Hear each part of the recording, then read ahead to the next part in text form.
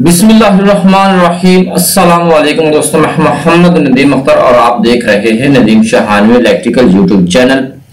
दोस्तों, आज की इस इंटरेस्टिंग वीडियो में मैं आपको शो करवाऊंगा कि how to read an electrical single line drawing.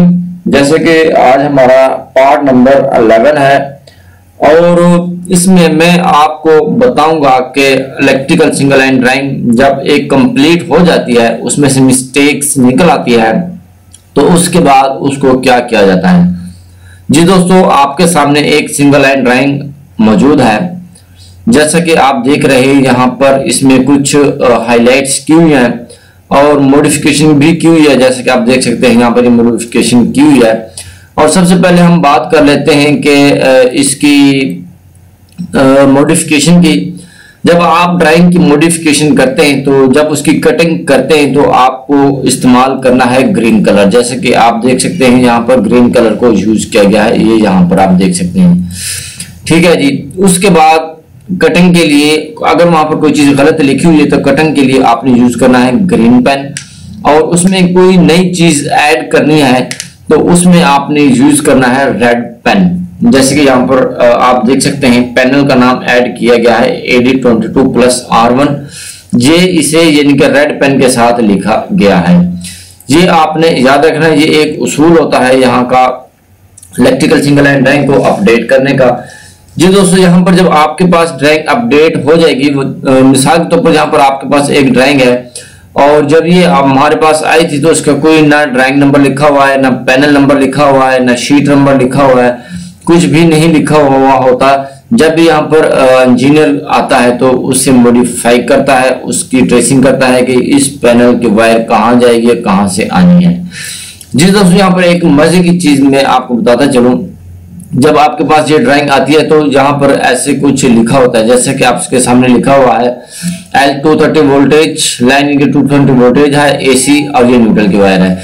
जी दोस्तों, यहाँ पर आप पहले से देख सकते हैं X का कोई नंबर नहीं लिखा हुआ कंप्यूटराइज्ड, और इधर भी X का न्यूट्रल के लिए कोई भी कंप्यूटराइज्ड नंबर नहीं लिखा हुआ। तो ये इंजीनियर को पता होता है जब वो स्क्रीन को पढ़ता है और देखता है कि ये कौन से पैनल से वायर आएगी। ये बेसिकली AC सप्लाई की है ड्राइंग। ऊपर की तरफ जैसे कि आप देख सकते हैं ये वाला जो सेक्शन है, ये वाला ये है AC सप्लाई की इनपुट का, यानी कि ये यहाँ से इस पैनल में जो सप्लाई आएगी ये कहाँ से आएगी। तो यहाँ पर आप देख सकते हैं इसने पैनल का नाम लिखा हुआ AD22+R1। यहाँ से इस पैनल में से ये दो वायरें आ रही हैं, कहाँ से आ रही है ये इसने लिखा हुआ है X3 की 2 और X3 की 4। जैसा कि आप देख सकते हैं ये मिशन मॉडिफाई किया हुआ। तो यहाँ से आप इजीली फाइंड कर सकते हैं कि ये वायरिंग कहाँ से आ रही हैं और कहाँ जा रही हैं। जहां पर मैं आपको एक और चीज बताता चलूं, जब ये ड्राइंग मुकम्मल हो जाती है, मुकम्मल होने के बाद इसको चेक करवाया जाता है। किस किस को चेक करवाया जाता है और कैसे कैसे चेक करवाया जाता है वो मैं आपको दिखा देता हूं नेक्स्ट पेज पर। जी दोस्तों, जैसे कि यहाँ पर आपके सामने ये एक स्टैंप नजर आ रही है मार्कअप की, ये मैं आपको क्लोज करके दिखा देता हूँ। यहाँ पर आप देख सकते हैं मार्कअप की ये ड्राइंग ये यहाँ पर लिखी हुई है। ये मार्कअप कैसे होते हैं, CSD PMD और जो होता है इसका अब बनाने वाला प्रोजेक्ट को उसके इनके यहाँ पर साइज मौजूद होते हैं। CSD एक कमीशनिंग डिपार्टमेंट होता है उसकी होती है, और PMD भी एक डिपार्टमेंट है SEC की तरफ से। SEC तो हो गई सऊदी की इलेक्ट्रिसिटी, जिनके ये एक प्रोजेक्ट है सऊदी इलेक्ट्रिसिटी का। और जैसे कि हर एक कंट्री का अपना अपना इंजीनियर होता है उसकी, जैसे कि हमारे पाकिस्तान में चलता है वापडा का इंजीनियर होगा, और ये जो प्रोजेक्ट को बना रहा है उसका इंजीनियर होगा। इनके दोनों मिलकर इसके स्कीम को देखेंगे और एक एक पॉइंट को क्लियर करेंगे और यहाँ पर ये सिग्नेचर करेंगे। प्राइवेसी को मद्देनजर रखते हुए मैंने इनके सिग्नेचर्स को हाइड किया हुआ ताकि इनके प्राइवेसी ओपन ना हो। जी दोस्तों, इसको यह चेक करते हैं। इसके साथ साथ आप हर एक पेज पर जाकर देख सकते हैं यहाँ पर एक एक चीज को वाजे लिखा हुआ है। जैसे ये यहाँ पर आप देख सकते हैं इस पैनल का नाम लिखा हुआ है, ड्राइंग नंबर लिखा हुआ है, शीट नंबर लिखा हुआ है और इनके ट्यूबीज के नाम तमाम के तमाम मेंशन किए हुए हैं, और यहाँ पर इन्होंने सिग्नेचर्स वगैरह किए हुए हैं। जैसे यहाँ पर आप पढ़ सकते हैं एक और स्टैंप है इनकी, अप्रूव्ड विद कमेंट्स। ठीक है जी, resubmit with correction, provided authentication information, और ये डिसअप्रूव्ड, इनके तमाम की तमाम चीजें इसके ऊपर मेंशन होती है और सिग्नेचर्स होते हैं और इसकी स्कीम को देखा जाता है, भाला जाता है और पढ़ा जाता है और उसके बाद इसको एग्री और डिसएग्री किया जाता है। अगर यहाँ पर कोई भी मिस्टेक हो तो इसको फाइनल नहीं किया जाता।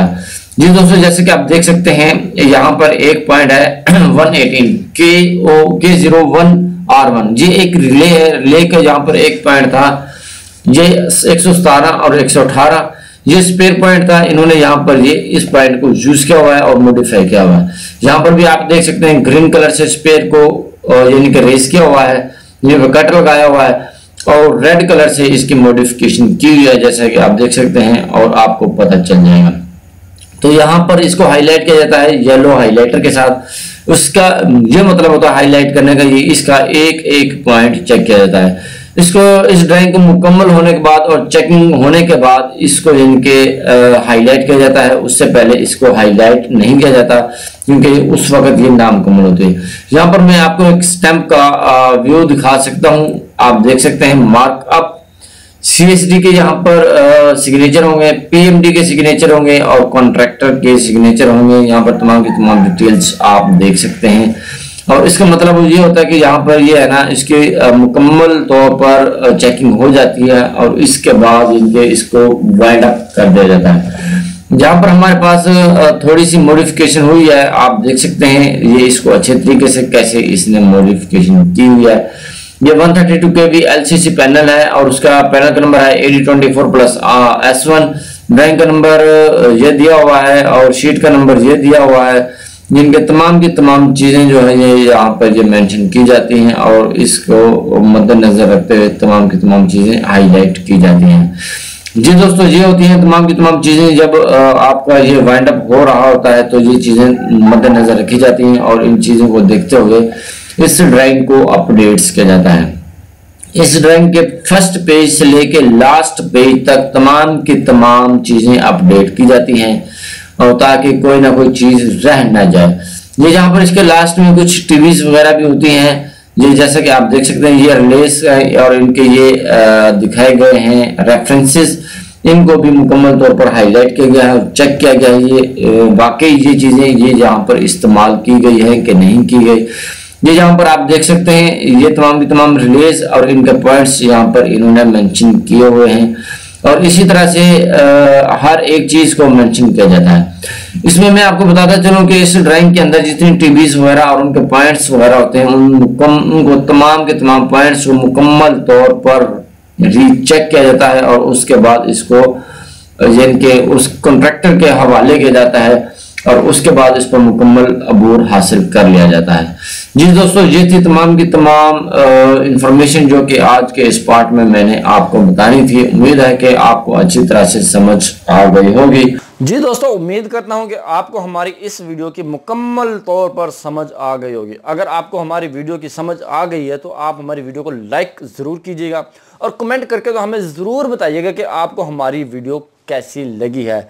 वीडियो को ज़्यादा से ज़्यादा अपने दोस्तों के साथ शेयर ज़रूर किया करें ताकि उन सब को भी पता चल सके ये काम कैसे हो रहा है। जी दोस्तों, मिलते हैं नेक्स्ट वीडियो में। अपना बहुत सारा ख्याल रखिएगा और साथ में उन दोस्तों का भी ख्याल रखिएगा जो आपका बहुत सारा ख्याल रखेंगे। एज ए मुसलमान होने के नाते मेरा फ़र्ज़ बनता है आपको बताना कि 5 वक्त की नमाज और 1 वक्त कुरान पाक की तिलावत ज़रूर क्या करें ताकि दिन आखिरत के मुझसे भी पूछा जाए कि आप दुनिया के अंदर रहकर आपने लोगों को क्या तालीम दी है।